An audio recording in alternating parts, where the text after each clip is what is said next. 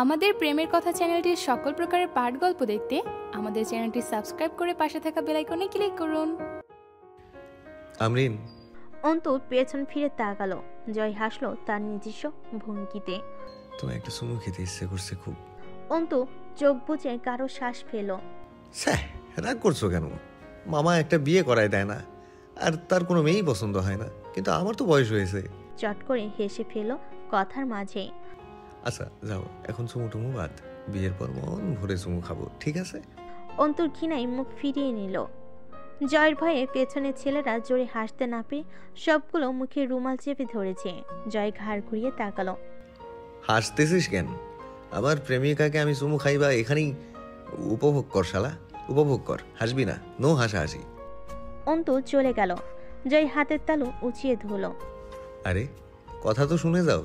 কথা অসম্পূর্ণ রেখে জোরে শব্দ করে গা কাঁপিয়ে হেসে লুটিয়ে পড়ল জয়। প্রাণ খোলা হাসি হাসছে সে।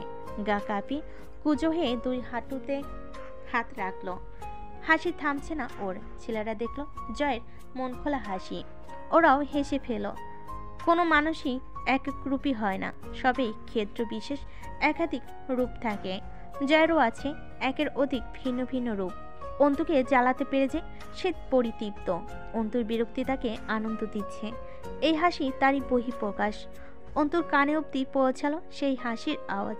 জয় ঠোঁটে সিগারেট চেপে লাইটার চাইল কবিরের কাছে।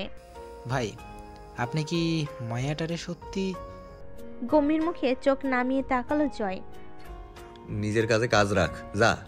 আলিম ঠোঙ্গা ভরে গাছে পেয়ারা এনেছে জয়ের জন্য। জয়ের পেয়ারা পছন্দ।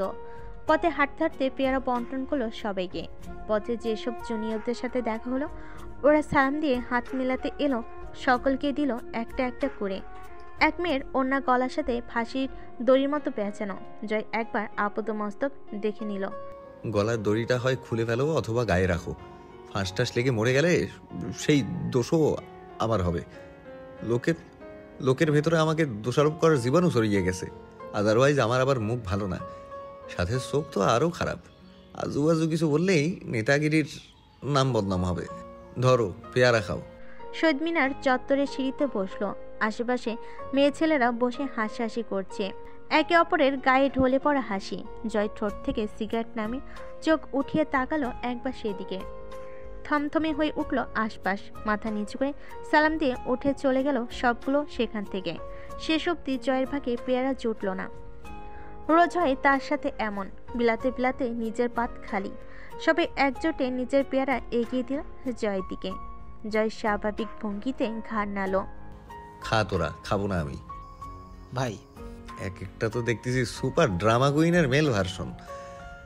পেয়ারার বদলে অমন করে কলজে কেটে দাও দেখি সমুন্দির চ্যাংরার।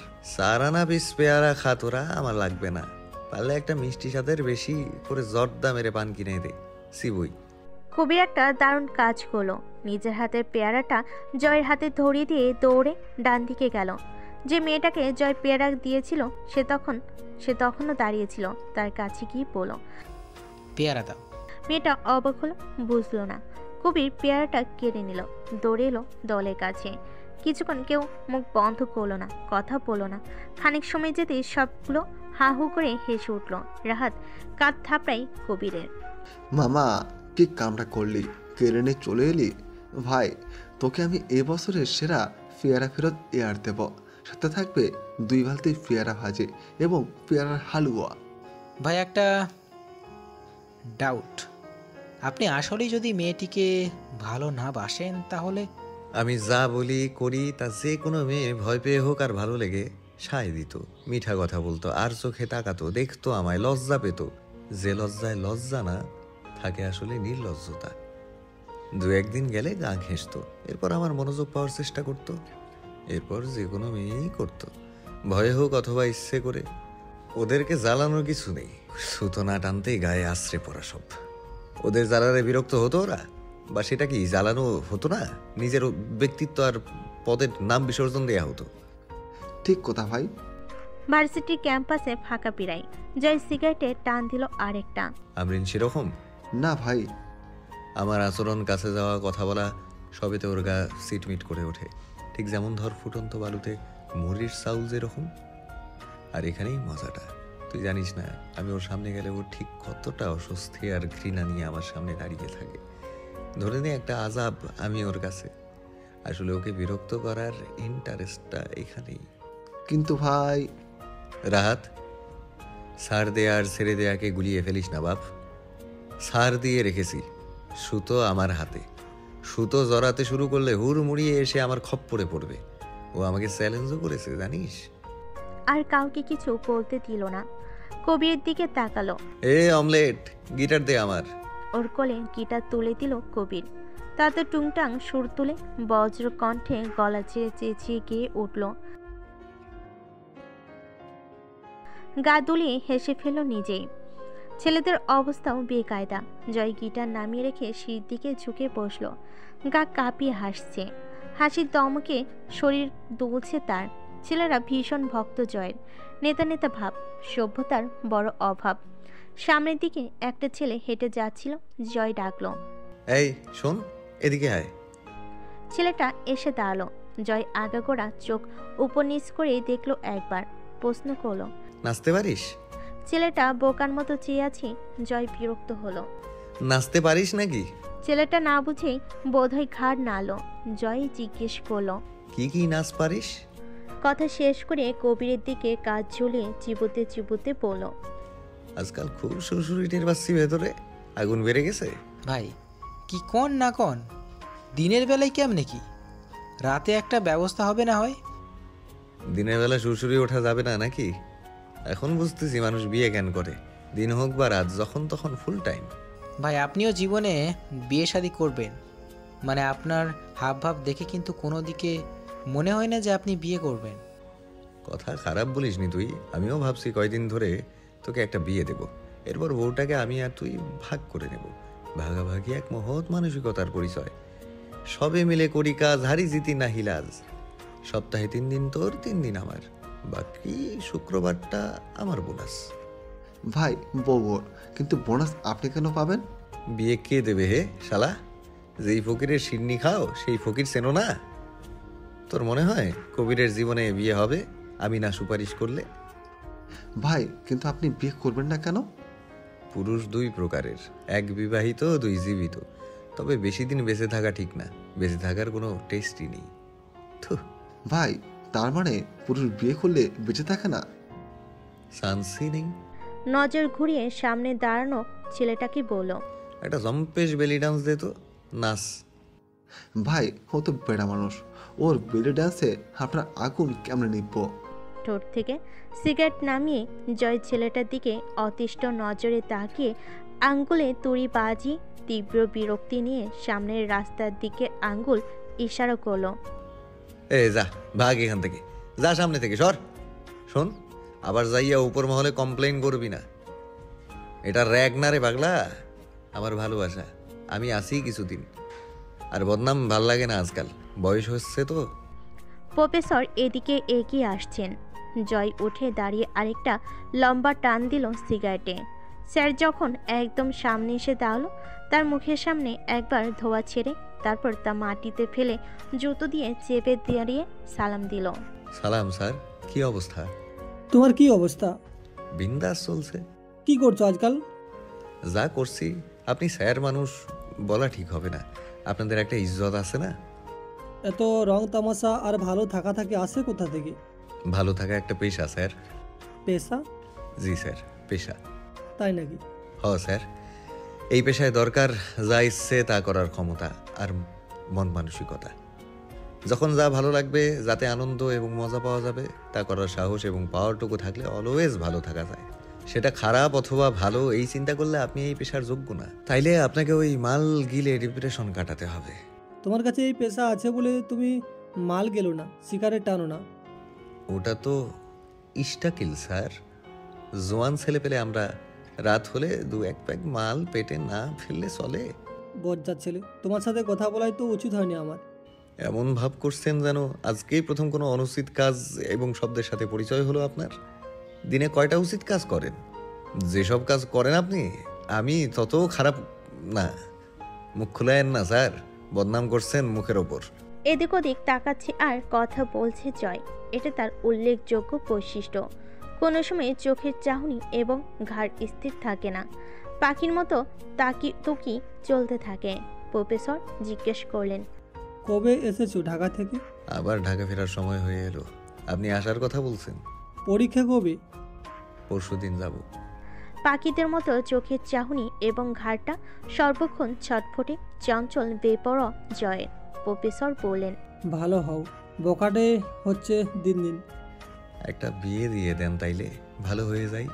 তোমাকে মেয়ে দেবে কে? এমন বাপ নেই দেশে আমার জানা মতে।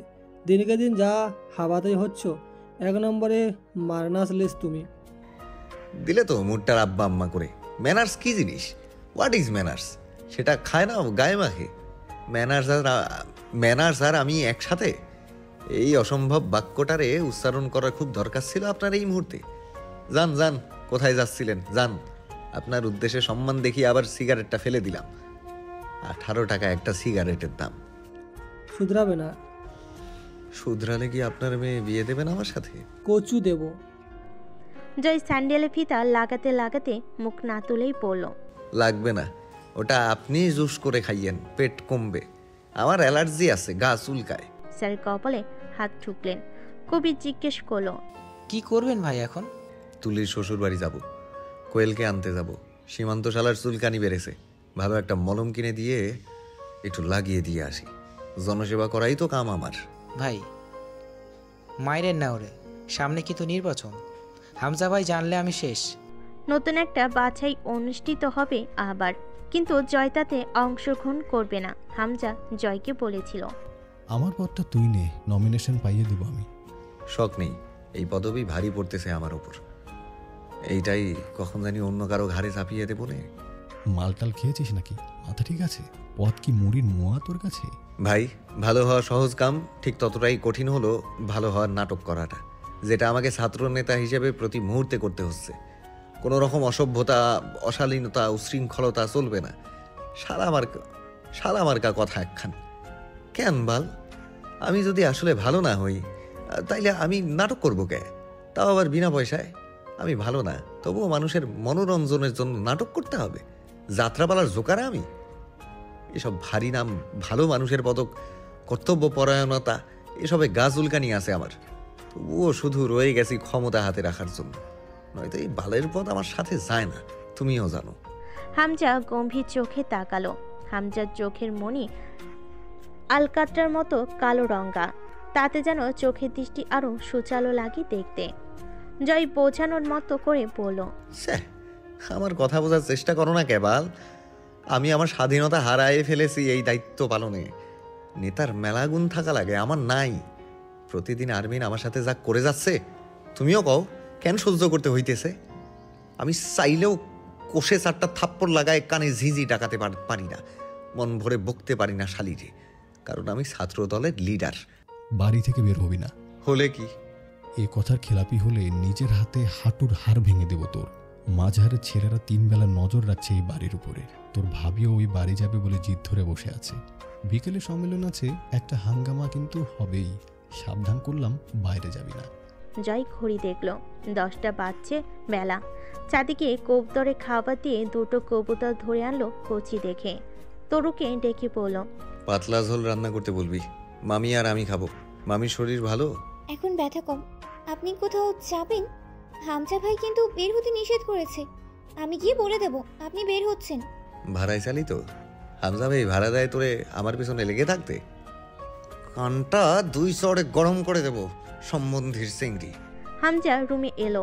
রিমি বিছানার উপর বসে আছে, গায়ের ওড়নাটা পরিত্যক্ত হালে বিছানায় পড়ে আছে, খেয়ালহীন উদ্ভ্রান্তের মতো বসে আছে। হামজা গিয়ে বসলো পাশে। সকাল থেকে খাওনি কেন কিছু? আপনার পয়সায় কেনা কিছু খাবার রুচি আসছে না। হামজা চরম ধৈর্যশীল মানুষ, তবুও যেন ধপ করে আগুন লেগে গেল ভেতরে। তা গিলে ফেললো মুহূর্তেই, হাসলো স্বল্প। তাহলে কার পয়সায় খাবে? স্বামীর পয়সায় তো খেতে হবে তোমাকে। আপনি স্বামী? হিসাবে তো তাই আসে।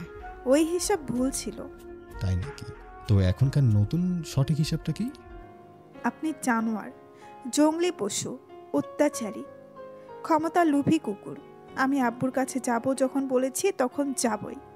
আপনি জানেন আমার জিতকে, আপনাকে চেনাতে ভুল ছিল অনেক। হামজা নিজে উঠে গিয়ে খাবার আনলো, তার রিমির সামনে রাখতেই প্লেট ধরে গায়ে জোরে দিয়ে ছুঁড়ে ফেলল রিমি। হামজা তাকিয়ে দেখলো একবার প্লেটটা। রশিদা খালা দৌড়ে এলেন, প্লেট ওঠাতে গেলে হামজা বলল হুম। রশিদা তাকালেন, হামজা দুধারে মাথা নাড়ল।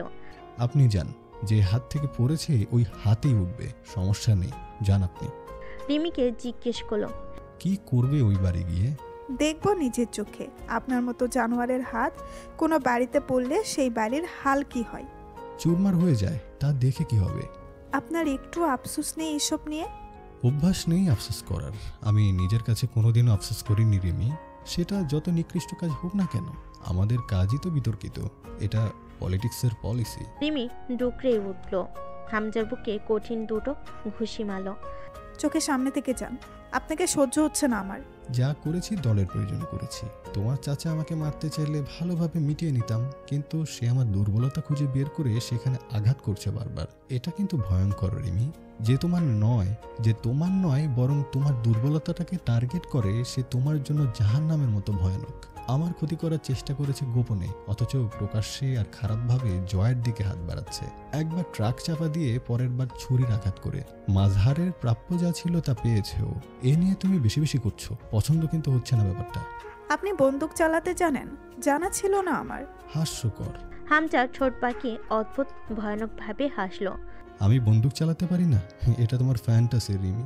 তুমি আমাকে যতটা ভদ্রলোক হিসেবে ভাবতে চাও, বাস্তবে আমি ততটা নই। আপনাকে নিয়ে আমার ধারণাগুলো কাচের মতো খান খান হয়ে গেছে। আপনার পিস্তল এই 2 বছর বাদে সেদিন দেখলাম কাবাডের গোপন সিন্ধুকে তোলা। কেন হামজা এসব লুকানো রূপ কেন রেখেছেন নিজের মাঝে? হামজা শক্ত হাতটা রিমির কোমল গালে রাখলো। আরও আছে, যেসব ধারণ করতে তোমাকে কঠিন বেগ পেতে হবে। এখন থেকে প্রস্তুত হও, নয়তো সেসব আর সহ্য করতে পারবে না। আমার ভাই ছিল না, মাঝহার ভাই আমাকে কোলে পিঠে চড়িয়ে মানুষ করেছে। আপনি তার পেট ছিদ্র করে রেখে এসেছেন। আপনি মানুষ? মানুষই তো, রাজনীতির মানুষ। রাজনীতিতে মানুষ ক্ষমতার জন্য এত নিচে নামতে পারে? আব্বু বা চাচুকে তো নামতে হয়নি এমন। আপনি একটা ধোঁকা, একটা যন্ত্রণা যা আমাকে খুব কষ্ট দিচ্ছে। আমি সইতে পারছি না। আপনার মুখ দেখেও বুক ভেঙে আসছে। তুমি বোকা আর সরল রিমি। তোমার বাপ চাচা কি করেছে তা তো আর তোমার সাথে আলোচনা করে সভা ডেকে করেনি। নিজের বাপ চাচা তোমার কাছে খারাপ হবে না, এটাই স্বাভাবিক। আর রইল কথা মাঝহারের, তো ও তোমাকে কোলে পিঠে করে মানুষ করেছে বলে তোমার এত মায়া। আর আমি আমার এই হাতে জয়কে মানুষ করেছি। আমার কি তাহলে? তোমার এই জিদ কোথায় গিয়ে থামবে, কোন কোন মোড় পাড়ি দেবে জানা নেই। তবে এসব ঝেড়ে ফেলো মাথা থেকে। ওই বাড়ি থেকে যেদিন তোমায় নিয়ে এসেছি, আমার নামের কবুল পরিয়ে তুমি আমার হয়েছ। অতএব আমাকে ঘিরে চিন্তাধারা থাকা উচিত তোমার। বাপের বাড়িতে পর হয়েছে, আমি তোমার জাত পরিচয় এখন। নিমিকে কান্নারত রেখে বেরিয়ে পড়ল হামজা। সাদা ধবধবে পাঞ্জাবির উপর ঘে রঙের মুজিব কোট বেশ মানিয়েছে শ্যামবর্ণের লম্বা শরীরটাতে। গাড়িতে ওঠার আগে কবি তুর্তুকে গাড়ির দরজা খুলতে গেল। হামজা রোদ চশমা খুলে পড়ল। এসব ফর্মালিটি দেখাবি না আমার সঙ্গে, পছন্দ না আমার। চারিদিকে পোস্টারে ছেয়ে গেছে পথঘাট, মাইকিং চলছে রাস্তায় রাখছে, তাই সেসব পেরিয়ে এগিয়ে চলো হামজার গাড়ি পলাশের ডেরার দিকে। দিনাজপুর শহরের সন্ত্রাস বিস্তরের কর্মসূচি যার হাতে নিয়ন্ত্রিত। রাজন ও তার ভাতিজা পলাশ। হামজার মোটেও ইচ্ছে ছিল না রিমিকে কাঁদিয়ে এসব করার, কিন্তু চাচা শ্বশুর মশাই খুব লাফাচ্ছেন, পাত্তাই দিচ্ছেন না হামজাকে। আজও ক্লাব ঘরের জানালার কাজ ভেঙে গুড়িয়ে দিয়ে গেছে। গোপন সূত্রে খবর পেয়েছে জয়কে কেসে ফাঁসানোর জন্য খুব শক্ত পরিকল্পনায় নেমেছে ঝন্টু সাহেব। সুতরাং পলাশের সাহায্য একান্তই দরকার এ সময়। ভোটের আমেজে এলাকা রমরমা হয়ে উঠেছে। আজ বিকালে সম্মেলনে কিছু লোক লাগবে হামজার, পলাশ দিতে পারবে সেই লোক। হামজা বেরিয়ে যেতেই জয় বেরিয়ে পড়ল ভার্সিটি ক্লাবের উদ্দেশ্যে। সেখানে ঝামেলা হয়েছে ছাত্র হোস্টেলে কিছু একটা। সাদা লুঙ্গি ও শার্ট পরে তরুকে ডাকলো। তরু এলে বলো, তোর বড় শালাটা নিয়ে আয়, এসে আবার দিয়ে দেবো, নাকি সমস্যা হবে? তরু কথা না বলে বেরিয়ে এলো। তার জানটা যেখানে হাজির সেখানে শালের কথা বলেছে। শালটা জয় আগের বছর কাশ্মীর থেকে কিনে এনে দিয়েছিল। ভার্সিটিতে ঢুকতেই ছেলেরা ভিড় করে ফেলল জয়কে ঘিরে। এজন্য সাধারণত জয় ভার্সিটিতে ঢোকে মুখে রুমাল বেঁধে, ক্যাপ পরে, পেছনের ঝোপঝাড়ের রাস্তা দিয়ে সামনে দিয়ে ঢুকলেই সালামের জবাব দিতে আর ছেলেদের ভিড়ে বিরক্তি ধরে যায়। অনেকে হ্যান্ডশেক করতে এগিয়ে এলো, ভালো আছে কিনা জিজ্ঞেস করলো। ছেলেরা পেছনে, সামনে জয় হেঁটে এগিয়ে গেল ক্লাবের পথেই হিন্দু ম্যাডাম শ্যামলী দাসের সঙ্গে দেখা হলো। জয় লম্বা করে একটা সালাম দিল। আসসালামু আলাইকুম ম্যাম। ম্যাম অল্প হাসলেন। এই কাজটা জয় ইচ্ছে করে, হামজা থাকলে ধমক দিত। সালাম নিয়ে ইয়ার্কি ঠিক না, কিন্তু জয়ের কাছে যুক্তি আছে। শান্তি সবার উপর বর্ষণ করা যায়, তার উপর জয়ের তো কোনো ধর্ম নেই। কার্যালয়ে গিয়ে চেয়ারটা নিয়ে বসলো। প্রথমে এলো একদম সেকেন্ড ইয়ারের পরীক্ষা শেষে ফাইনাল ইয়ারের বিদায় অনুষ্ঠানের আয়োজন বিষয় নিয়ে। জয় হিসেব দেখে কাগজটা টেবিলে রেখে বলল, এত সব বড়লোকে আয়োজন করার মানে নেই কোনো। জিলাপি অথবা বাতাসা ছিটিয়ে হরির লুট দিয়ে দে। কপাল চাপড়ালো ওরা সব। বোঝা গেল জয় এ ব্যাপারে আর কথা বলতে আগ্রহী নয়। তার সিদ্ধান্ত চূড়ান্ত। মজার ছলে আন্তরিক কথা আর আন্তরিক স্বরে বানোয়াট ভন্দামি করার লোক সে। পেপার ওয়েট নিয়ে খেলতে খেলতে বলল, হোস্টেলে কি হয়েছে? ভাই, ভার্সিটিতে গতদিন বিকেলে আপনাকে নিয়ে বিতর্ক রেখেছিল। আপনি নাকি সেকেন্ড ইয়ারে একটা মেয়েকে হ্যারাস করেছেন। মেয়েটা কমপ্লেন করেছে সাধারণ সম্পাদক মুকুলের কাছে। আপনার বিরুদ্ধে অভিযোগ করেছে আপনি ওকে বাজেভাবে ডিস্টার্ব করেন। ভার্সিটিতে আসলে সাথে। থেমে গেল ছেলেটা, বাকিটা বলতে ভয়। জয় হেসে ফেলল নিঃশব্দে। চেয়ারে হেলান দিয়ে চোখ বুঝলো ছাদের দিকে, মুখ তুলে বিড়বিড় করলো, আরমিন, আরমিন, আরমিন, কি যে করো তুমি? এই তো খেয়াল থেকে বের হয়ে যাচ্ছ, আবার ঠিক কোনো না কোনো বেয়াদবি করে আগুন জ্বালাচ্ছ ভেতরে। সাথে কি রে, থামলি কেন? শুনছি, বলে যা, থামিস না। বিক্ষোভ চলছে এই নিয়ে, তাই তো? তোমাদের কি মনে হয় এতে আমার পদত্যাগ করাতে পারবে তো?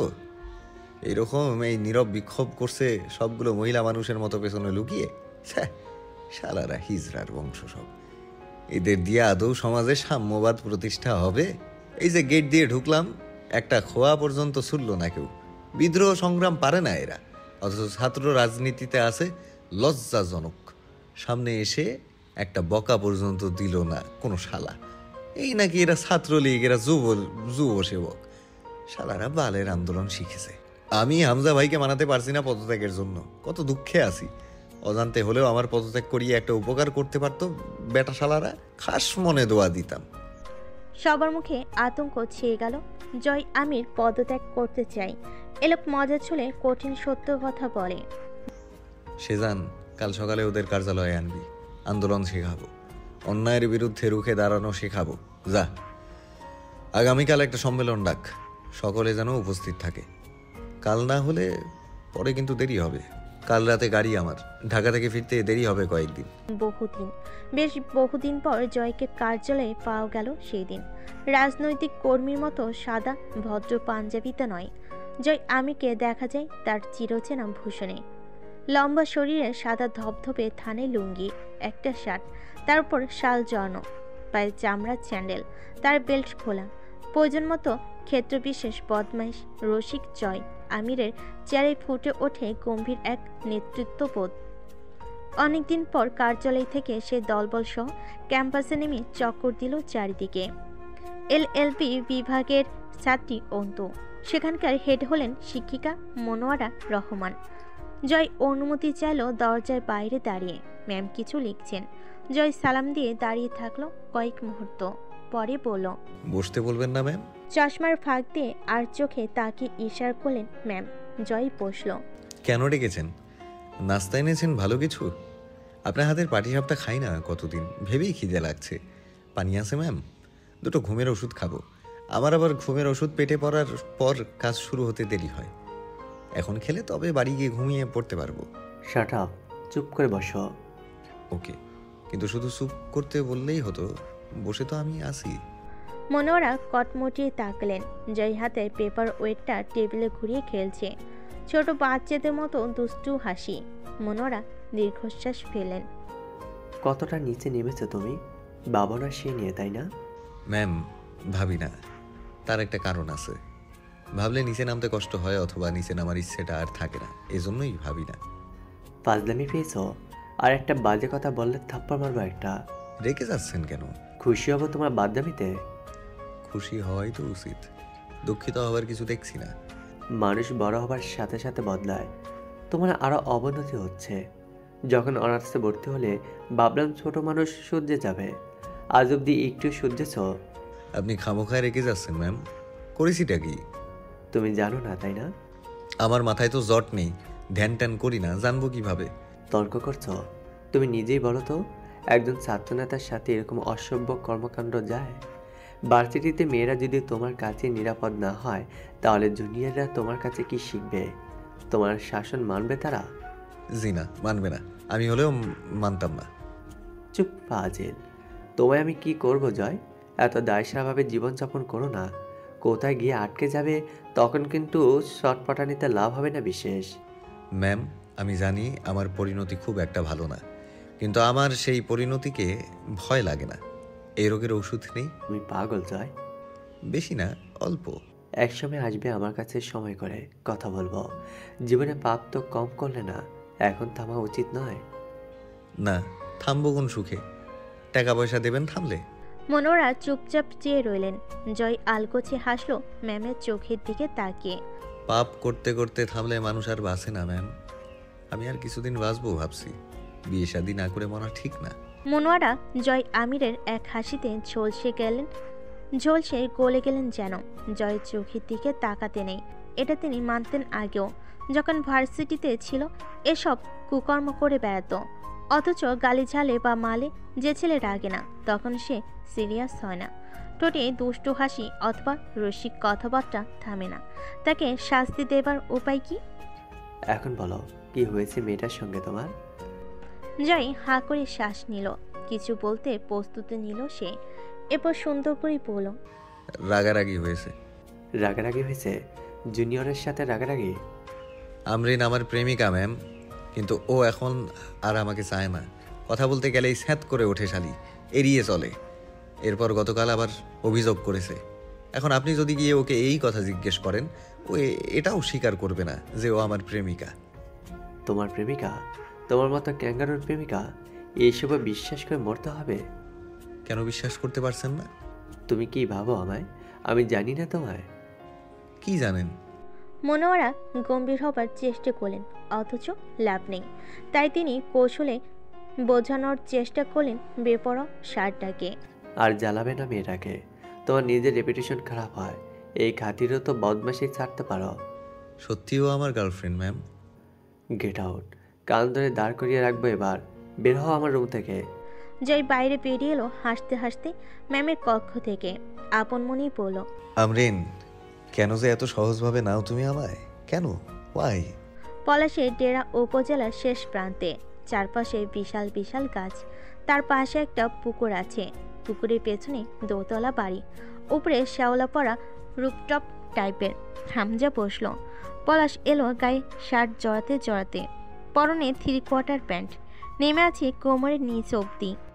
এমন সব সময় আসো? এই তো কেবলই গেলাম রুমে। এসব সময় মাঝপথে চলে আসা যায় নাকি? রাতে তো আমি আসবো না, অন্তত কাজের কথা বলতে, তখন এসব কাজ ছাড়বেন। মন বা শরীর তো আর দিনরাত বোঝে না। হোটেলে গেছিলি? ওখানে পাইনি বলেই তো এখানে এসেছি। মাঝহারের খবর পেয়েছেন? কাজটা ঠিক করো নাই। বহুত হাঙ্গামা সইতে হবে এর বদলে। অলরেডি কিছু একটা হয়েছে বলেই আসছো, ঠিক বলছি না? না, ঠিক বলেননি, তেমন কিছুই হয়নি, তবে হবে বলে আশঙ্কা করছি। আপনি আবার মাঝহারকে সাহায্য করছেন না তো? আরে না, আমার কাছে আসে, বসে, 2-1টা ফুক মারে চলে যায়। অবাস্তব পেট বানানো কথা শুনতে এখানে আসেনি পলাশ ভাই, বাজে কথা রেখে সোজা কথায় আসুন। তো তুই কি চাস আমার কাছে? তোর শত্রুগুলোরে আমার শত্রু বানায় ফেলি? এখানে বসে ব্যবসা কারবার চালাতে গেলে দিনাজপুরের সব রাজনীতিবিদকে দরকার আমার কারবারের কাছে তো আমি আপোষ করি না, জানিস তো তুই। হামজার জন্য নাচতে এলো। পলাশ খেতে ইশারা করলো। হামজা তা উপেক্ষা করে বলল, আজ যদি মাঝহারের লোক কোনো হাঙ্গামা করে, আপনার কারবারেও ভাটা পড়বে। এখানে বসে কলকাঠি নাড়ার সুযোগ আমি দেব না বোধ হয় আর। ইস, কথা কোন দিক থেকে কোন দিকে নিয়ে যাচ্ছ? আমি শুধু কারোর সাথে সম্পর্ক নষ্ট করতে চাই না, আর এটাও চাই তুমি আর মাঝহার এক হও। যেহেতু আমারও তোমাদের প্রয়োজন, তোমাদেরও আমাকে। অথচ দুজনে এক হইতে পারো না, মাঝে পিষে মরতেছি আমি। অথচ মেয়র হচ্ছে আমি, মাঝারের 14 গোষ্ঠীর রাজনীতি থেকে উপড়ে ফেলব। তাহলে ওদের সঙ্গে আপনার সম্পর্ক রাখার বিশেষ দরকার হবে বলে মনে হয় না। চা ঠান্ডা হয়ে যাচ্ছে। আজ সম্মেলনে যদি একটা আওয়াজ আসে ওদের, সামান্য পরিবেশ নষ্ট হলেও আপনার ধান্দার শিকড় একটানে উপড়ে ফেলে দেব আমি। মাঝার ঢাকায় চিকিৎসারত, ওর ছেলেরা আতঙ্কগ্রস্ত। অথচ আমি জানি আপনার লোকজন মাঝারের হয়ে ক্লাবে প্রতিদিন গন্ডগোল করতে যাচ্ছে। আপনি ওদের নিষেধ করবেন, ঠিক আছে? পলাশ চুপচাপ তাকিয়ে রইল একটু হামজার দিকে, পরে গম্ভীর হলো। আমি ওদের যেতে বলিনি। আমিও আমার ছেলেদের যেতে বলবো না। ওরা নিজেরাই দড়ি ছিঁড়তে খুবই ওস্তাদ। আর জয়কে তো চেনেন। এত হাইপার হয়ে এই লাইনে টিকবি কেমনে? তুই শান্তিপূর্ণভাবে কাজ করে এত তাড়াতাড়ি এখানে আসছো। এখন আমি যা বলি মন দিয়ে শোনো। সংক্ষেপে শেষ করুন, সময় কম হাতে। জয় কোথায় এখন? বাড়িতে। কথাটা মুখে বলো, মনের ভেতরে খট করে উঠল হামজার। যে ডান পিঠে ছিলে আসলে এই বাড়িতে আছি তো। রাগে শরীর লোক দাঁড়িয়ে গেল হামজার। সবকিছু অসহ্য লাগছে কেন জানি। জয় তোর সাদের গোয়ালের পাগলা সার। ওরে তুই ভালো শক্ত দড়িতে আটকাস নাই কোনোদিন, এজন্য ভুগবি খুব। যতই গুছায় রাখতে চাও আব্বা গোয়ালটারে, পাগলা সারটা যতদিন খোলা আছে তোমার দুর্ভোগের শেষ থাকার কথা না। নির্বাচনের আগে যে কামটা করছিস তুমি, আমি খালি ভাবতেছি ওরা এখনো কেস ফাইল করে নাই কেন তোর নামে। সাবধান থাক। ঝড়ের আগে নীরবতা বলে একটা কথা আছে। ঝন্টু সাহেব ছেলেকে নিয়ে ব্যস্ত, চিন্তিত। কিন্তু মাঝার সুস্থ হোক, ফিরে আসুক। খেলার দিন গেল না, আসতেছে। নির্বাচন ক্যান্সেল করছিস, ছেলেটারে আদমরা করেছিস মেরে। এই সময় ঠিক না এসব। রাজুর মামা আসবে কবে? রাজনীতির ব্যস্ততা মেলা, ঠিক নেই কবে আসে এক ঝলক। আর কিছু বলতে চাচ্ছিলেন? মুখের ভেতর না রেখে বলে ফেলুন। তোরে আমার খুব ভাল লাগে হামজা, একদম সফল গ্যাংস্টার তুই। তবে আমারে যে পদে পদে দরকার তোর, এটা ভুলবি না। পলাশের চোখের রং ধূসর, ঠিক বিড়ালের মতো জলজল করে। হাসলে কেমন এক গাছ চমচমে ভাব ছড়িয়ে পড়ে আশপাশে। চেহারাটা অন্যরকম দেখতে, ভুরুর মাঝখানে ফাঁকা নেই, জোড়া ভুরু, খাড়া নাকের ডগায় সূক্ষ্ম বিভাজনের কারণে নাকটা অদ্ভুত লাগে দেখতে। কথা বলার সময় ঠোঁটে একটা প্যাচ প্যাচে হাসি লেগে থাকে। এই হাসিটা দিয়েই দিনাজপুরের কালোবাজার জমজমাট চলছে পলাশের হাতে। হামজা বেরিয়ে এলো, তার মন অশান্ত হয়ে আছে। অস্থির হাতে ফোন করলো বেশ কয়েকবার জয়কে। জয় প্রতিটা কল গুনে গুনে কেটে দিল। ফোন ভাইব্রেট হলো হামজার। রিপন কল করেছে। মিনিট চারেক মতো শুধু বলল ওপাশ থেকে। হামজা শুনল, মাথায় রক্ত উঠে গেল। সোজা গাড়িতে উঠল বাড়ির উদ্দেশ্যে। তরু অসময়ে হামজাকে দেখে চমকালো। হামজা রাগে না, খুব শান্ত মানুষ।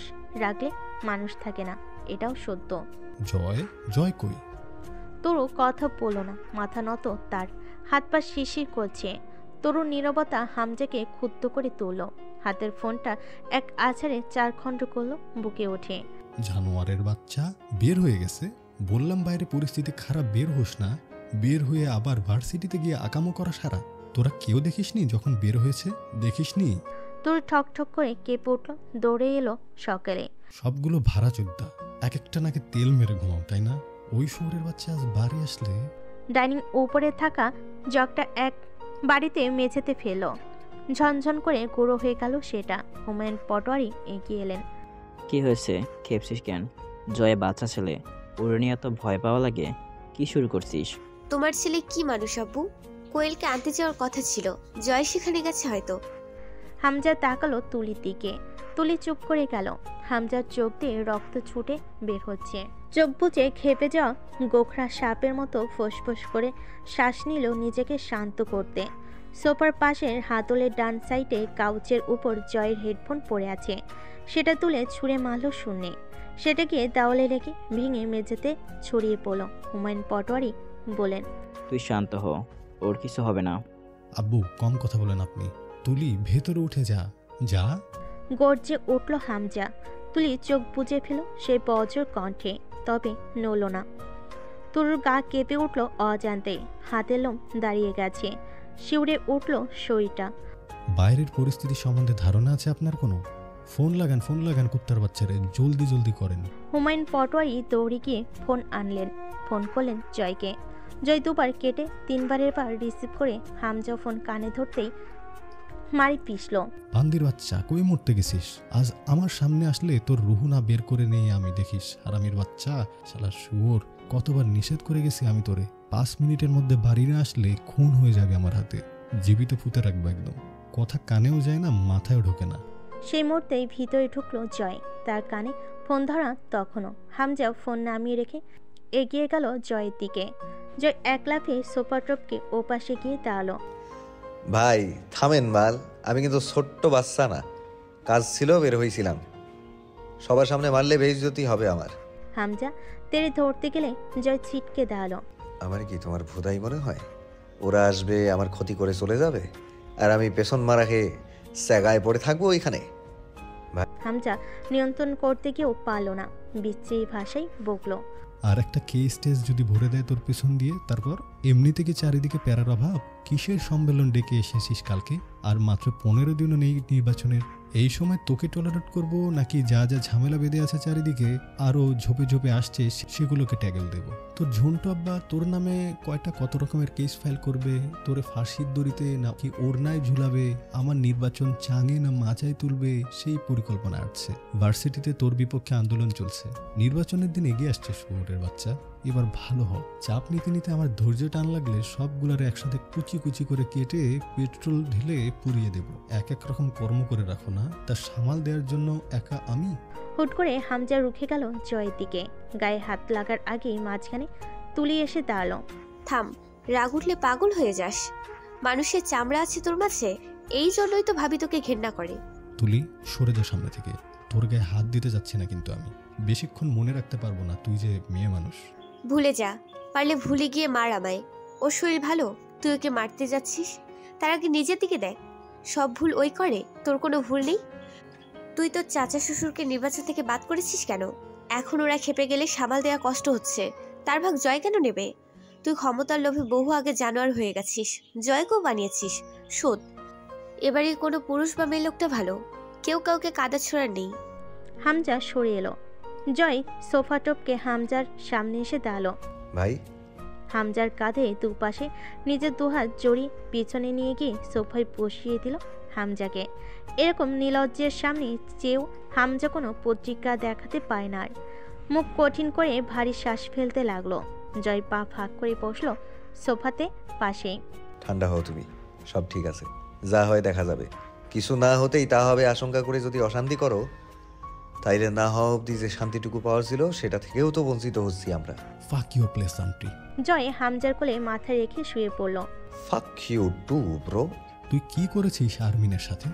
খবরদার ভাই, একদম এসব মেয়ে ঘটিত বিষয়ে জড়াবে না আমায়। আমি ভার্জিন ছেলে, ভালো ছেলে।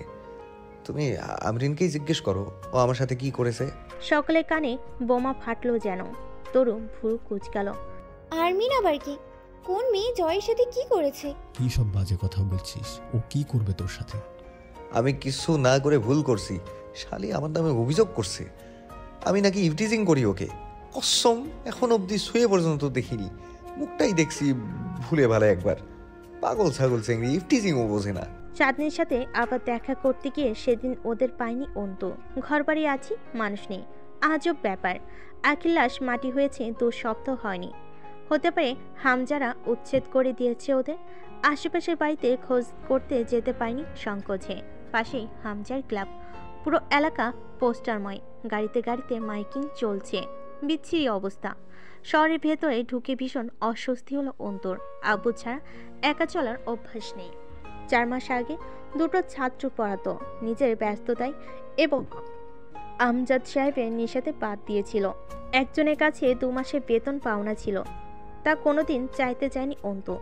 সেদিন ফেরার পথে তাদের বাড়ি পড়েছিল। মহিলা দেখতে পেয়ে খুব খাতির করে ভেতরে বসিয়ে নাস্তা করিয়ে সেই টাকা জোর করে হাতে ধরিয়ে দিলেন। অন্তুর ফুরফুরে লাগছে মনটা। পুরুষেরা ভাবে তাই বোধহয় শুধু বেকারত্বে পিষে মরে, শখ আহ্লাদ পূরণের ব্যর্থতায়।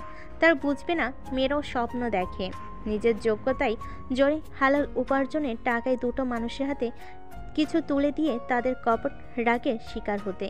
এখন অন্তু পুরো টাকাটা দিয়ে একটা বাদামি রোলেক্স ব্র্যান্ডের ঘড়ি কিনে নিয়ে যাবে আব্বুর জন্য। আব্বু হাসবে না, একটুও না, বরং গম্ভীর হয়ে বলবেন, বেশি বড় হয়ে গেছিস। এসব আনতে কে বলেছে? তোর এটা নেই সেটা নেই, এটা দিয়ে কিনে নেওয়া যেত না? যা নিয়ে যা তোর ঘড়ি, লাগবে না আমার, আমি ঘড়ি পরি না এখন আর। অন্তু চুপচাপ রেখে চলে আসবে। তৎক্ষণাৎ ঘড়িটা হাতে তুলে নেবেন আমজাদ সাহেব। উল্টে পাল্টে দেখবেন, অল্প বিস্তর হাসবেন, সে হাসিও যেন গম্ভীর দেখাবে। এরপর হাতে পড়বেন ঘড়িটা, আবার খুলে রেখে দেবেন পুরনো আলমারির ডান পাশে ডয়ারে। ঘড়ি কেনা শেষে বাড়ি ফেরার গাড়ি থামালো অন্তু। আফা উঠেন, তাড়াতাড়ি উঠেন, ট্রাফিক শালায় বেশিক্ষণ দাঁড়াইতে দেয় না এখানে। গাড়ির ভেতরে ঠেসে ঠুসে বসার মতো কোনো মতে জায়গা রয়েছে, সব যাত্রী পুরুষ। পরের গাড়িতে চলে যাব, যান আপনি। আরে আফা, সমস্যা কি? সবার ঘরেই মা বোন আছে, এরা কেউ আপনার ভাই, কেউ বাপের মতন। বসেন, তাড়াতাড়ি চলে যাই। জি, একদম সঠিক কথা বলেছেন। বেগানা বলে শুধু একটা শব্দ রয়েছে, এর কোনো যুক্তি নেই। হুদাই এই শব্দটার উৎপত্তি। কারণ যেহেতু বাড়িতে মা বোন সবাই রয়েছে, সুতরাং বাহিরের সবাই সবার মা বোন, এতে সন্দেহের অবকাশ নেই। পৃথিবীতে সবাই সবার মা বোন। তো ভাই, আপনি আপনার কোন মা বা বোনকে বিয়ে করেছেন? জায়েজ হয়েছে তো বিয়ে? ফাইজলামি করার জায়গা পান না, নাটক। এইসব ঘুমটার তলে যে খ্যামটা চলে তা তো লোকজন জানে না। রাস্তাঘাটে বের হন কেন তাইলে? এতই যদি দেমাক, তখন উড়োজাহাজে চড়ে পথঘাট চললেই পারেন। আপনার পরামর্শ আমি মনে রাখবো ভাই। এরপর যতদিন উড়োজাহাজ কিনতে অথবা যার তার পাশে গা লাগিয়ে চট করে বসে যেতে না শিখি, ততদিন আর বের হব না। লোকটা কিছু বলতে উদ্যত হতে অন্তুর কণ্ঠস্বরে শীতলতা পাল্টে কঠিন দৃঢ় হয়ে উঠল। যান, দাঁড়িয়ে থাকবেন আর। লোকটা আবার কিছু বলতে নিতে অন্তুর কথার বিচ্ছুরণ তীব্রতর হলো। আমি আপনাকে নিমন্ত্রণ পত্র পাঠিয়ে আসিনি আমার কথাগুলো শোনার জন্য। আপনি এসে দাঁড়িয়েছেন, কথা তুলেছেন, যান যান। নাকের পাটা শিউরে উঠল অন্তুর, চোখ তীর্যক হলো। গাড়িওয়ালা চলে গেল। অন্তুকে বাজে ভাষায় গালি দিতে দিতে অন্তুর কানে এলো, গায়ে লাগলো না। সে এদিক সেদিক তাকলো, দৃষ্টি থামলো। অন্তিক রাস্তা পার হচ্ছে, সাথে একটা কালো কুচকুচে লোক, ভয়ঙ্কর চেহারা স্রোত, গলায় কমপক্ষে 20-25 রকমের চেন, হাতে বালা, ঘাড়ে ট্যাটু। অন্তিকের চোখ মুখ শুকনো। যে ছেলে কোনোদিন আম্মা অল্প ধমকে কথা বলে 7 দিন হোটেলে খেত, তাকে লোকটা শ্বাসে কথা বলছে বোধ হয়। অন্তিক বাধ্যকতার মতো মাথা নাড়ছে, খুশি করার চেষ্টা করছে লোকটাকে। অন্তু ভুরুকুচকে তাকিয়ে রইল। অন্তিক আর অন্তিক নেই, জীর্ণশীর্ণ এক ভিখারি দেহে পরিণত হয়েছে। চোখের নিচটা কালো, মুখে মলিনতা। সেদিনে ঝামেলা মিটিয়েছে হামজা, জয়কে আর ভার্সিটি মুখও হতে দেয়নি। সে গিয়ে প্রিন্সিপাল এবং সাধারণ সম্পাদকের সাথে ছোট্ট একটা মিটিং করে ঝামেলা মিটিয়ে এসেছে। তা কতটা মিটিয়েছে তা জানা নেই। রাতের গাড়ি জয়, সে ঢাকা যাবার সময় কোনোদিন কার ব্যবহার করে না, বাসে যায়। এতে তার ইন্টারেস্ট কি তার জয় ভালো জানে। রাত 10টার সময় দুজন হোটেলে বসে আরাম করে খেলো। এরপর দুটো সিগারেট ধরলো। জয় সিগারেটে টান দিয়ে হামজাকে বলল, আমি 3 দিনের ভেতর ফেরার চেষ্টা করব, তুমি ছেলেদের অ্যালার্ট থাকতে বলো। আর এত চিন্তা কইরো না হুদাই, তোমার যে প্রতিদ্বন্দ্বীগুলা ভোট করতেছে তাদের লোক টাকা নিয়েও ভোট দেবে না। একটাই অপশন তাদের কাছে, তুমি। মাজহার সুস্থ হতে হতে ইলেকশন শেষ হয়ে যাবে, খুব খারাপ কিছু হবে না। হামজা কথা না বলে সিগারেট ঠোঁটে নেয়। বের হওয়ার সময় জয় একটা পরনে হাফ স্লিভ টি শার্ট পরেছে, জ্যাকেট অথবা গরম কাপড় কিছু নেই। ওভাবেই দৌড়ে ছাদে গেল। কবুতরের ঘরে পানি দেওয়া দরকার। সে ঘরে চলে গেলে তোর কতটুকু যত্ন করবে এদের তা বলা যায় না। ফোনের ফ্ল্যাশ জ্বালিয়ে ভালোভাবে দেখলো কবুতরগুলোকে। একা একাই 2-4টা কথাও বলল কবুতরদের সাথে। নেমে এসে তরুকে শাসালো, কবুতরদের যেন ঠিকমতো পরিচর্যা করা হয়, নয়তো বাড়ি ফিরে সবগুলোকে লাথি মেরে বের করব বাড়ি থেকে। ঘড়িতে 10:30 বাজে। বের হওয়ার আগ মুহূর্তে রিমির কথা মনে পড়ল। ওকে একটু জ্বালানো দরকার বের হওয়ার আগে। রিমি কাপড় ইস্ত্রি করছিল। জয় লম্বা করে একটা সালাম দিল, যেন কত দূর থেকে মেহমান এসেছে। রিমি তাকালো, কথা বলল না। রেগে আছেন কার উপরে? আমার উপরে? রেগে কেন থাকবো? মহিলা মাইন্ডসের রেগে থাকার জন্য বিশেষ কারণ দরকার হয় না। হ্যাঁ, আপনি যখন বলছেন তখন তাই। আফটার অল মেয়ে লোকের ব্যাপারে খুব জানাশোনা আছে আপনার। আছে বলেই তো বলছি। সে যাগে পরীক্ষা দিতে যাচ্ছে। আপনার আল্লাহ নামের একটু দোয়া কালাম পরে ফুটু দিয়ে দেন। আমার তো মাটা নাই, দোয়া টোয়া চাইবো কার কাছে? আপনার আবার দোয়া লাগে নাকি? আপনি দোয়াতে বা আল্লাহতে বিশ্বাস করেন? মা নেই, মামি তো আছে, তার কাছে দোয়া চান গিয়ে। ভাবি, ভাই এমনিতেই খুব টেনশনে আছে, বোঝেন তো কত দিকের চাপ। ইলেকশনের ঝামেলা তো বোঝার কথা আপনার, তার উপর চারদিক বহুত ফ্যাসাদ লেগে আছে। এই সময় ভাইয়ের দরকার আপনাকে, অথচ সপ্তাহ হয়ে গেল আপনি কথা বলেন না, কোনো কিছুতেই আপনার উপস্থিতি দেখা যাচ্ছে না।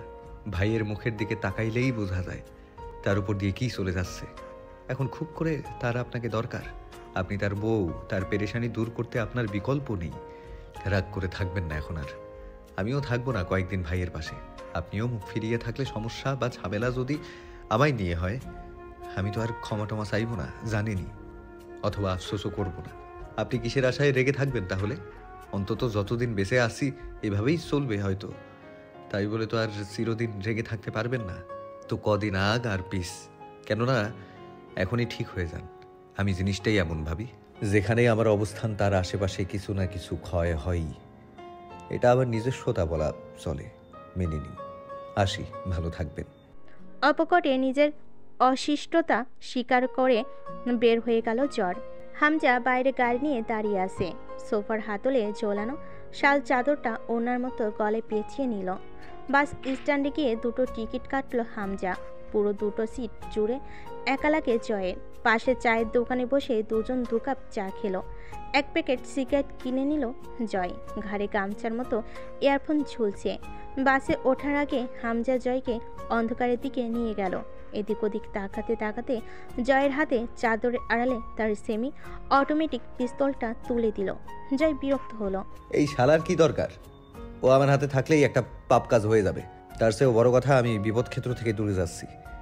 তুমি থাকবে এখানে, মালটা তোমার দরকার হবে। চুপচাপ এটা প্যান্টের ভেতরে গুজে ফেল। আমার বাপ হওয়ার চেষ্টা করবি না, ঠিক আছে? আর এটা তোকে পাপ করার জন্য নয়, বরং সেলফ ডিফেন্সের জন্য দিচ্ছি। এই বাসেও তোর সাথে মৃত্যুদণ্ড যেতে পারে। বাসে ঘুমিয়ে পড়িস না যেন। ইয়ারফোনের সাউন্ড হাই রাখবি। পরীক্ষা শেষ করে 1 ঘন্টা ওখানে দেরি করবি না, সোজা দিনাজপুরের বাস ধরবি। কথা শেষ করে একটা ছোট্ট প্যাকেট ছুরি এগিয়ে দিল হামজা। এটা পকেটে রাখ, ভালোভাবে পরীক্ষা দিস। এসব কোনো চিন্তা মাথায় রাখার প্রয়োজন নেই। পরীক্ষা খারাপ হলে আমার কাছে জায়গা হবে না তোর। সুতরাং সম্পূর্ণ মনোযোগ যেন শুধু পরীক্ষাতেই থাকে। বাসের জানালা খোলা রাখবি না, ঠিক আছে? আর টি শার্টটাই বা পরেছিস কেন? ওটা সহ প্যান্টটাও খুলে ফেল। খুব গরম পড়ছে তো, পৌষ মাস বলে কথা, চারিদিকে খুবই গরম। জ্যাকেট আনিনি সাথে, আমার শীত লাগে না জানোই তো। কবিরকে বলে দিয়েছি, ও সব সময় সাথে থাকবে তোমার। মামাকে রাত বিরাত বের হতে দিও না। কথা শেষ করে একটা ছোট্ট পকেট ছুরি এগিয়ে দিল হামজা। হামজা নিজের জ্যাকেটটা খুলে ফেল। জয় নিষেধ করার সাহস পেল না। এই পাবলিক প্লেসে হামজা ঠাস করে একটা চরমালে মানিজ্যত থাকবে না। জ্যাকেটটা কোনোইতে বাঁধি, পিস্তলটা প্যান্টে গুজে চাদর জড়িয়ে নিল গায়ে। বাজে উঠতে গিয়ে আবার দৌড়ে ফিরে এলো। লাইটার বা দিয়ে সালাই কিছুই নাই আমার সাথে, লাইটারটা দাও। হামজা লাইটার বের করলে তা হাতে না নিয়ে আলতো করে একবার বুক মেশালো জয়। পরে লাইটার নিয়ে দৌড়ে গিয়ে সবে চলতে শুরু করা বাসে উঠল লাফিয়ে। পরদিন অন্তুর ইনডাইরেক্টলি এনথ্রোপোলজি পরীক্ষা। অন্তুর মনে হয় নবিজ্ঞান হলো সবচেয়ে বাজে সাবজেক্ট সমাজবিজ্ঞান বিভাগের। বাকিগুলো ভালো না, তবে এটা অসহ্যকর। অনেকক্ষণ যাবৎ আম্মু ডাকছে খাওয়ার জন্য। অন্তু ঠিকমতো জবাব দিতেও পায়নি। দরজার বাইরে থেকে অনুমতি চাইলেন আমজাদ সাহেব। আসবো? আব্বু, এই স্বভাবটা যাবে না তোমার? আমার ঘরে ঢুকতে কিসের অনুমতি? আমজাদ সাহেব বরাবরের মতো জবাব না দিয়ে ভেতরে এসে দাঁড়ালেন। চল, আমি খেতে বসবো। আচ্ছা তুমি খেয়ে নাও, আমি সময় পেলে খেয়ে বের হব। আমি খেতে বসবো? আব্বু আমি পরে খাচ্ছি, ক্ষুধাই লাগেনি, মানে রুচি পাচ্ছি না। কিন্তু আমি এক্ষুনি খেতে বসবো। অন্তু হার মানলো। তাকিয়ে থাকলো আব্বুর দিকে। ঘিয়ে রঙা শাল জড়ানো লম্বা চেহারায় চাপ দাড়িতে মেহেদি। আমজাদ সাহেব জিজ্ঞেস করলেন, তাকিয়ে আছিস কেন? একটু বসো তো আব্বু। এভাবে চেয়ে আছিস কেন? কি হয়েছে? প্রস্তুতি ভালো তো? লেখার লাইন এখনো ঠিকমতো সোজা হয়নি। আমি সোজা হয়েছি? আমি বেত হাতে করা বাদ দিয়েছি যে। বেত হাতে করলে ইস, খামোখা ভয় পেতাম। তখন যদি বুঝতাম তুমি শুধুই ভয় দেখাতে বেত দেখাচ্ছ, এত ডিসিপ্লিনড ভালো মেয়ে হতাম না আমি, প্রমিস।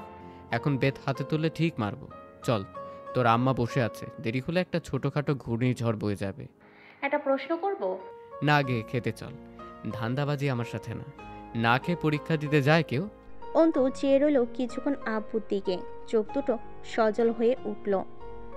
অল্প পানি ছলছল করে উঠল। হুমায়ুন আহমেদ বলেছেন, হিমুরা পকেটে টাকা নিয়ে ঘোরে না। অন্তু সেটাকে নিজের মতো করে বলে অন্তুরা কান্না করে না। আজও একবার নিজেকে কথাটা বলে গলাটা কড়া করার চেষ্টা করলো। আব্বু, সবার আব্বু তোমার মতো হয় না, তাই না? আমি কেমন রে অন্তু? অন্তু বুঝি বলতে পারে মুখে এই কথা, তাই কান্না পাচ্ছে, কিন্তু অন্তুরা কাঁদে না। সে কান্না গিলে পড়ল। মোটামুটি ভালো না। আমি জীবনে বিশেষ কিছুই দেইনি তোকে, শুধু নিজের কর্তব্য পালন করার চেষ্টা করেছি। শেষ অবধি সেটাও সুষ্ঠুভাবে পারিনি। সেসব ধরে রাখিস না। আমার তো মা নেই, তোকে মাঝে মধ্যেই মা মা বলে ডাকি। এই সুযোগটা কেনার সামর্থ্য আমার নেই। তুই বিনামূল্যে দিয়ে রেখেছিস, তার বদলে কি দিতে পেরেছি তোকে? বুকের ভার বাদ মানবে না বেশিক্ষণ। চোখ বুজে অনুরোধ করার মতো বলে উঠল, চুপ করো আব্বু, চুপ করো আব্বু। নিজেকে সামলালো। আব্বুর দিকে তাকি অন্তিকের কথা মনে পড়ে, মুখ মলিন হতে গিয়েও হলো না। যারা কম হাসে তাদের হঠাৎ হাসি মিলিয়ে দেওয়ার সাহস অন্তু নেই, বিশেষ করে আব্বুর। হুট করে আব্বুর উড়ুতে মাথা রেখে শুয়ে পড়ল।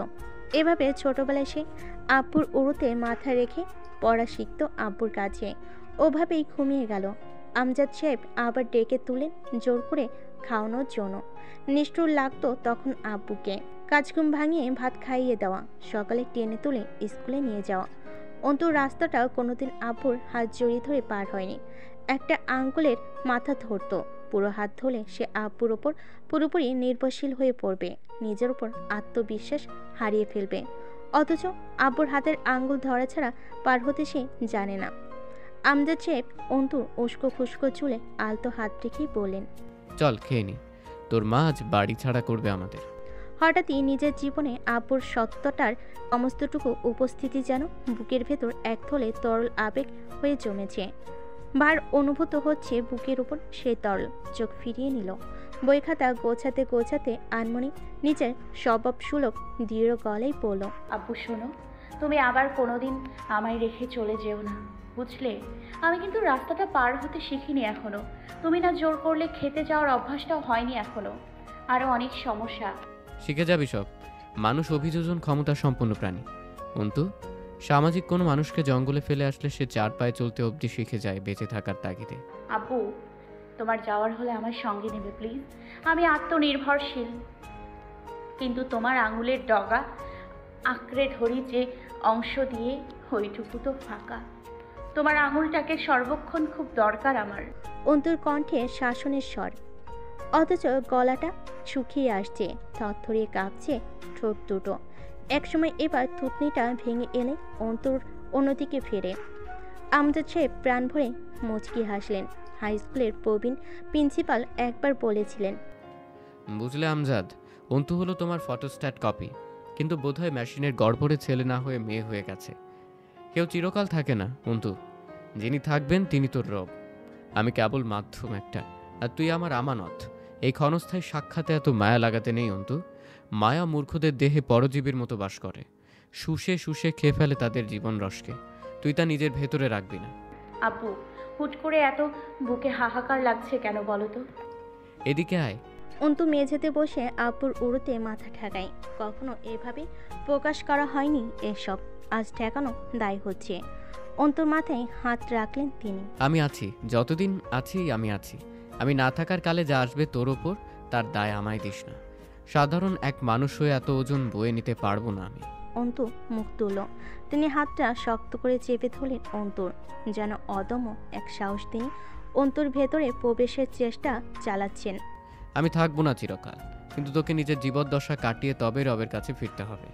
জীবন একটা চক্র, জীবন একটা রণক্ষেত্র। সেখানে তোর হাতিয়ার হলো আত্মবিশ্বাস, আর ঢাল তোর ধৈর্য। ওই দুটোকে সবসময় শান দিয়ে পিঠে সজ্জিত করে রাখবি।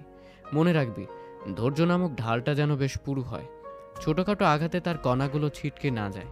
যে পথে পা বাড়াতে চলেছিস, এই সমাজ তোকে ভালো রাখবে না। কিন্তু ভালো থাকাটা ঠিক আমারও পছন্দ নয়, কারণ যেখানে জগৎ সংসারে ভালো থাকার একমাত্র অপশনটা হলো অন্যায়ভাবে জীবনযাপন, সেখানে ন্যায়কে অবলম্বন করে ভালো থাকতে চাওয়ার বোকামি আমি করিনি। তাই তোকেও আর বাধা দিইনি দুর্গম পথে এগিয়ে যাওয়া থেকে।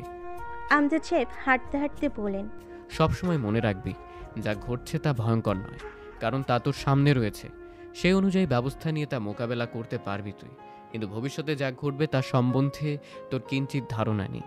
সুতরাং সেটা হলো বেখবরে উঠে আসা তাণ্ডবপূর্ণ ঝড়, যার পূর্বাভাস বা সচেতনতা নেই তোর কাছে, আর যার সম্বন্ধে জানিস না তার বিরুদ্ধে ব্যবস্থা নেওয়া যায় না। তাই সেটা ভয়ানক। অর্থাৎ ভবিষ্যতে যা আসছে তার তুলনায় সামনে থাকা বিপদ খুব নগণ্য, দুর্বল এক ফাঁড়া মাত্র। ভবিষ্যতের অজানা বিপদের চেয়ে এটা দুর্বল, আর এই দুর্বল বিপদের চেয়ে তুই বহুগুণ শক্তিশালী, বহুগুণ। অন্তু আজ অব্দি কোনোদিন আব্বুকে ছাড়াও কোনো ছোটোখাটো পরীক্ষাও দিতে যায়নি। তিনি স্যান্ডেল খুঁজে পেলেন না। পরে দেখলেন অন্তু তা পরিষ্কার করছে একটা কাপড় ঘষে। গম্ভীর হলেন আমজাদ সাহেব। তোকে নিষেধ করেছি না এসব করতে? স্যান্ডেল পায়ের জিনিস, তা আবার ঘষে মেজে পরিষ্কার করার কি আছে?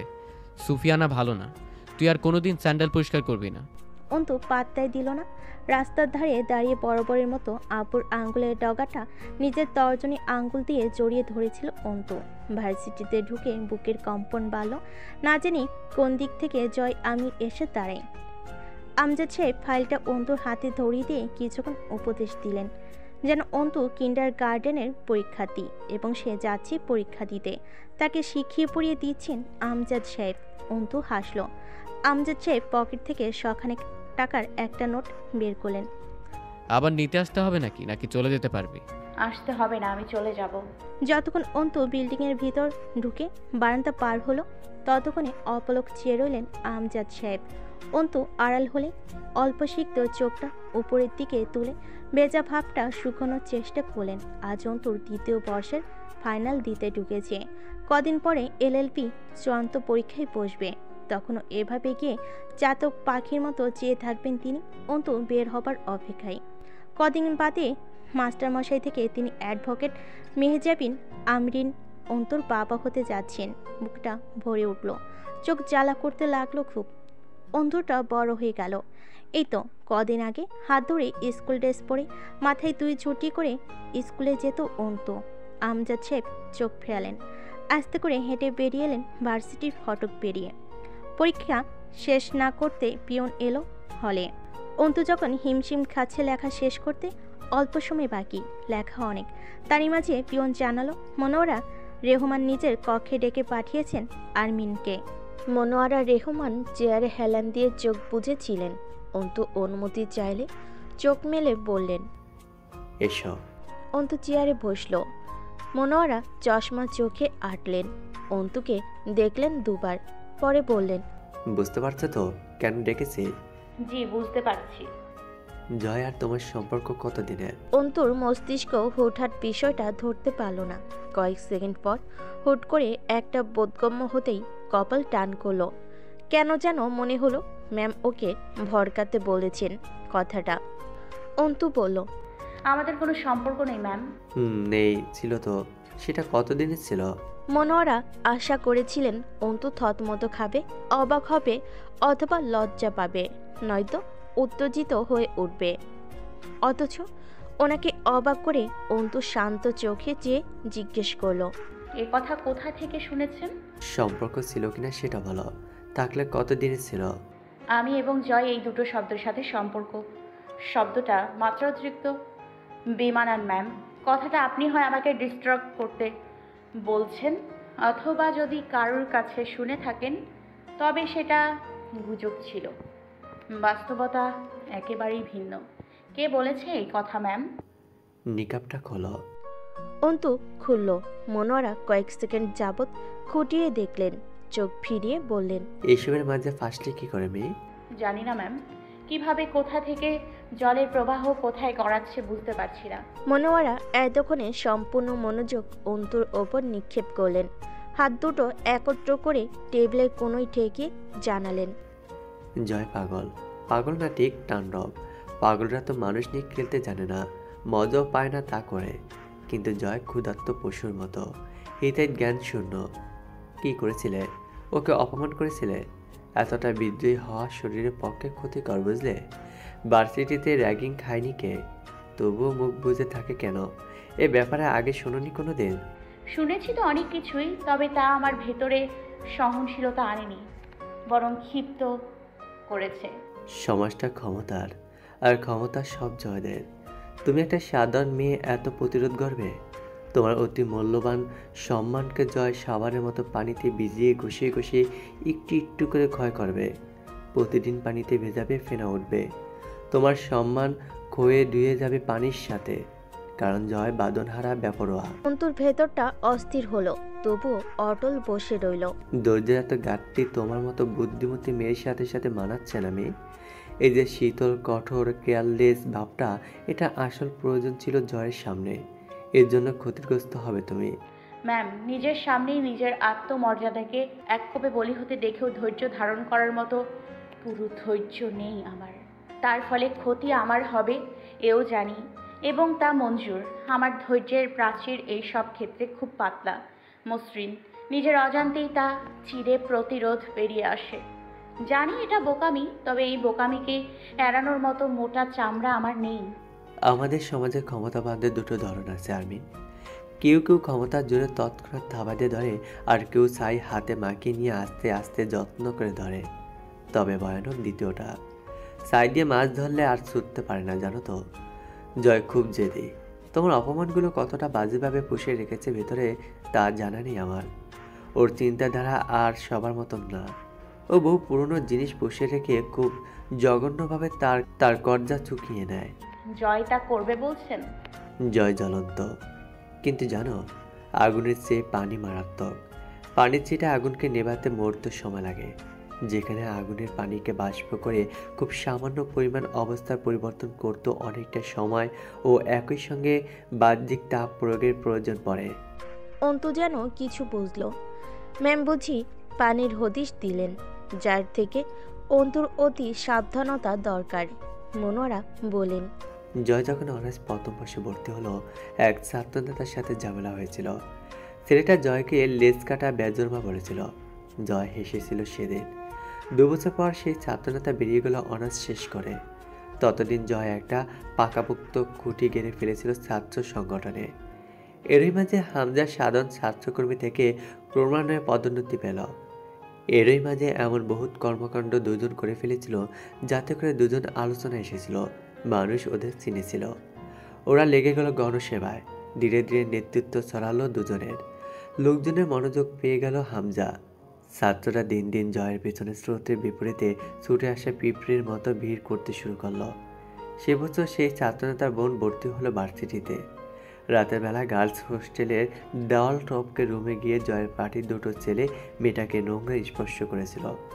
ভিডিও বানিয়েছিল সেটা পরের দিন পুরো ভার্সিটি দেখলো। ছেলে দুটোর মুখ চেনা গেল না। সেই ছাত্রনেতা এলো। জয় সামান্য এসে বলেছিল, ভাই, আপনি যে কারণে আমাকে বেজরমা জারজ লেস কাটা বলেছেন, সেই কারণটা যথেষ্ট ছিল না এই নামগুলো ধারণ করার জন্য। এর জন্য ওই গালিগুলো আমার ওপর জায়েজ হওয়ার মতো ঘটনা ঘটিয়ে দিলাম। আমি যা না তা বলে গালি দিয়ে আপনি মিথ্যাবাদী আর পাপী হবেন কেন? আমার বাপ মা নেই, কিন্তু জন্ম তো আমায় অবৈধভাবে দেয়নি। কিন্তু আপনি বকলেন তা বলে। তাতে হয় আমার নিজেকে প্রমাণ করতে হতো যে আমি অবৈধ না, অথবা অবৈধদের মতো কাজ করে প্রমাণ করতে হতো যে আপনি ঠিকই বলেছেন। আপনি যা বলেছেন তাই কায়েম হোক। আমি আপনার গালাগালির জন্য নিজেকে উপযুক্ত করে দিলাম। তারপরের দিন সেই মেয়ে আত্মহত্যা করল। আমরা যে বিষয়টাকে সিম্পল চিন্তা করি, ও সেটাকে জটিলভাবে কঠিনভাবে সাজায়। ও রাজনীতিতে এসে বহুভাবে জখম হয়েছে। এই জয় আমির একটা ছেলে নয়, একটা ধ্বংসাত্মক সত্তা। সে মার খেয়েছে, শরীরে সেসবের গর্ত রয়ে গেছে। আর কি হয়েছে ওর সঙ্গে তা না জানার উপায় নেই। ও নিজেকে প্রকাশ করে না, ব্যাপক সমালোচিত হয়েছে, কিন্তু কেউ ওকে এড়াতে পারেনি। আমার মনে হচ্ছে আপনিও এড়াতে পারেননি। খুব আগ্রহ ভরে ব্যাখ্যা করছেন লোকটার নোংরামি। তোমাকে জানাচ্ছি, সবশেষে জয়ের কর্মকাণ্ড আসলেই জারজ সন্তানদের মতোই। ওর জিদ ওকে এই পদ দিয়েছে, পাওয়ার দিয়েছে। আবার দিন শেষে দুই ভাইয়ের নিখুঁত চতুরতার জনগণের কাছে ওদের সব কুকর্মের সাফিয়ে নেতা করে তুলেছে। আমাদের দেশের লোকজন খুব ভুক্তভোগী। তারা অল্প একটু সুবিধা পেলেই যে কারো যে কোনো রকম নোংরামি বলে তাকে সালাম ঠুকতে শুরু করে। সমাজবিজ্ঞানের অধ্যাপক হিসাবে সমাজ সম্বন্ধে এই ধারণাটুকু স্পষ্ট। অন্তু যেন চেয়ারের সাথে মিশে যাচ্ছিল। জয়কে এতদিন বখাটে মনে হয়েছে। হামভরা লেগেছে, কিন্তু এরকম নিকৃষ্ট কুলসিত জিদের অধিকারী মনে হয়নি। আনমনে হাঁটতে হাঁটতে হঠাৎই একটা ডাক শুনে থামল। আব্বুকে দেখে বুকের ভেতরটা স্যাত করে উঠল। যদি কখনো খারাপ সম্মানহানিকর কিছু হয় ওর সাথে, এই মানুষটা সহ্য করতে পারবে? পারবে না। তখন অন্তু কি করবে? শরীরটা ঝাঁকুনি দিয়ে উঠল অন্তুর। আমজাদ সাহেব ফুরকুচকে এগিয়ে এলেন। এ জগতে আছিস তুই? তুমি এসেছো নিতে, চলে যেতাম আমি। সে কখন থেকে এসে দাঁড়িয়ে আছি, পিয়ন যদি না জানাতো প্রফেসর ডেকেছেন তোকে, আমি চলেই যেতাম। অন্তু খেয়াল করলো আব্বু খুব ঘামছে। শীতের দুপুরের রোদ করা নয় মোটেই, তার মাঝেও মুখটা সিক্ত লাগছে। অন্তু বলল, আব্বু সোয়েটারটা খোলো। কেন? দরকার নেই। খুলতে বললাম খোলো। আমি দাঁড়াই, খোলো তুমি ওটা। কাল রাতে বোধহয় প্রেশারের ঔষধ খাওনি, তাই না? কোথায় গিয়েছিলে এখন? আমজাদ সাহেব সোয়েটার খুললেন। অন্তু তার নিজের হাতের কোনোইতে বাঁধিয়ে রেখে বলল, কোথায় গেছিলে বলনি কিন্তু এখনো। মুস্তাকিনের সাথে দেখা করে এলাম। তুমি তোমার পেরেশানি থেকে আমায় দূরে রাখতে চেয়ে কি প্রমাণ করতে চাও? যে আমি তোমার বাড়ির কয়দিনের অতিথি। তোমার দুঃখ কষ্টের কথা জানানো উচিত নয় আমায়। কোনো মতো উপর ওপর হাসি মুখে ফর্মালিটি দেখিয়ে বিদায় দিলে মিটে যাবে এমন কিছু? পাগলি খেপে গেছে। আমজাদ সাহেব হাসলেন। রিকশায় উঠেও অন্তু আর কথা বলছিল না, অথচ যতক্ষণ ওনার সাথে অন্তু বাহিরে থাকে 2 বছরের শিশু হয়ে যায়। এটা কি আব্বু? ওটা কি? ওখানে কি হয়েছে? এটা কেন হয়েছে? দেখো কি হচ্ছে। এই সেই সব প্রশ্নের ভিড়ে টিকে থাকা মুশকিল হয় আমজাদ সাহেবের। রিকশার হুড তুলে দিলেন, রোদ মুখে লাগছিল। আনমনি বললেন, পেরেশানি ছাড়া জীবন চলার উপায় নেই, এ তো লেগেই আছে। সেই সব যদি পিড়ি পেতে তোর কাছে বলতে আসি, তারপর নিজের ঝামেলায় তোকেও জড়িয়ে ফেলি, বাপ হিসেবে যে ছোট লোকিটা প্রকাশ পাবে আমার মধ্যে, তার দায় তুই নিবি? এসব কথা তোর কানে কেন দেব আমি? এমনিই তো সারাদিন নিজের চেয়ে বেশি সংসারের চিন্তায় লেগে আছিস। বলেছি তোর কাজ শুধু পড়ালেখা করা। সংসারের চিন্তা করার ইচ্ছে থাকলে পরের বাড়ি পাঠিয়ে দেই। সংসারের টান পড়েন ঘাড়ে তুলে দেবার ফলে বাড়িতে রাখবো কেন তোকে? গম্ভীর বলা কথাগুলোকে উপেক্ষা করে বলল অন্তু, তুমি তোমার লেকচার থামাও আব্বু। এটা তোমার ক্লাসরুম, অথবা আমি তোমার ছাত্রী নই। বলবে না বলবে না। আমিও জানার জন্য মরে যাচ্ছি না। কথা শেষ করে দুজন দুজনের দিকে শক্ত চোখে তাকালো একবার। অন্তুর মতে বিকেল হলো দিনের সুন্দরতম সময়। সিঁড়ির নিচে পাটি বিছিয়ে বসে পড়ছিল সে। রাবে পাশে বসে চাউল খুঁড়ছিলেন। মার্জিয়া ধীর পায়ে এসে একবার কাপড় চোপড় নিয়ে গেছে। রাবে বলতে চেয়েও চুপ রইলেন। এই অসময়ে গোসল করো না, পাছে এবার খিটখিট করে উঠবে মার্জিয়া।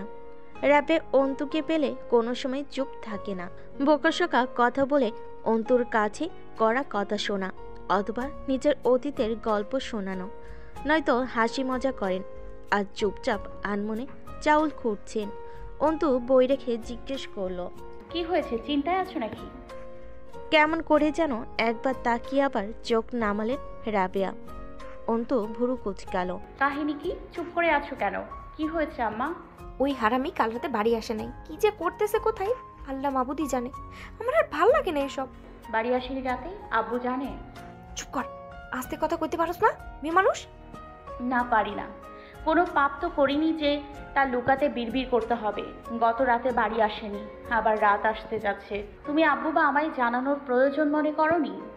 মার্জিয়ার ঘরে ঢুকে একটু দম আটকে এলো অন্তর। জানালা দরজা কিছুই খোলেনি। শরীর ভালো যাচ্ছে না মার্জিয়ার। মার্জিয়া খুব সুফি মেয়ে। ঘর বাড়ি সবসময় ঝকঝক করে তার দৌলতে। আজ পুরো ঘর একটা পরিত্যক্ত গুদামে চেয়ে কম লাগছে না। বাথরুম থেকে আওয়াজ পেল মার্জিয়ার। দৌড়ে গেল। বেসিনের উপর ঝুঁকে হরহর করে বমি করছে মার্জিয়া। অন্তু দ্রুত বাহু চেপে ধরল মার্জিয়ার। কোনো মতে ধরে এনে বিছানায় শোয়ালো অন্তু ওকে। পাশে বসে বালিশ ঠিক করে দিয়ে লাইট জ্বালালো ঘরের। চারিদিকে বন জঙ্গলের মতো হয়ে আছে। অন্তু মাসও একবার এ ঘরে ঢোকে না। চারিদিকের হাল দেখে অবাক হলো। মার্জিয়ার কপালে হাত চেপে বলল, কি হয়েছে আপনার? এত শরীর খারাপ কিছু বলেননি তো। নিজেকে কি ভাবেন আপনি, আর আমাদেরকে বা কি ভাবেন? আমরা কি আপনাকে খেয়ে ফেলার জন্য ওত পেতে আছি? এমন মনে হয় আপনার সাথে শত্রুতা করে 2-4 পয়সা পেলে তাও না হয় ভেবে দেখতাম আপনার সাথে শত্রুতা বজায় রাখার। মার্জিয়া চুপচাপ বসে রইল। মার্জিয়ার কাছে এমন নমনীয়তা আশা করা যায় না। আস্তে আস্তে তার চোখ ভিজে গেল, গলা ভেঙে এলো। ও গতকাল সকালে বাড়ি থেকে বের হয়েছে, এখনো পর্যন্ত কোনো খবর নেই, ফোন বন্ধ। তা কাকে বলছেন? চেনেন আমাকে? আমার বাপ মা, আমি এই বাড়িতেই পাশের ঘরেই থাকি। তা জানেন আপনি? এসব পার্সোনাল কথা আমাদের অচেনাদের কাছে বলবেন না ভাবি। ক্ষতি করে বসলে তো আর উঠে আসবে না। গোপন কথা গোপন রাখুন। ভারী পা ফেলে বেরিয়ে এলো অন্তু ঘর থেকে। বোরকা পরে বেরিয়ে যাবার সময় রাবেয়া হাই হাই করে উঠলেন। কোথায় যাচ্ছিস তুই অন্তু? এই, ডাকাতি করতে যাবে সঙ্গে? সাহস নেই অত তোমার, আমি বরং যাই। রাবেয়া দীর্ঘশ্বাস ফেলেন। অন্তু ভীষণ গম্ভীর, রাগ ও মেজাজ ভীষণ তীক্ষ্ণ। তিনি ভেবেছিলেন অন্তিক আজকের মধ্যে ফিরে আসবে। জানানোর দরকার নেই কাউকে। অন্তুকে বললে তা তৎক্ষণাৎ আমজাদ সাহেবের কানে যাবে, একটা তামাশা হবে।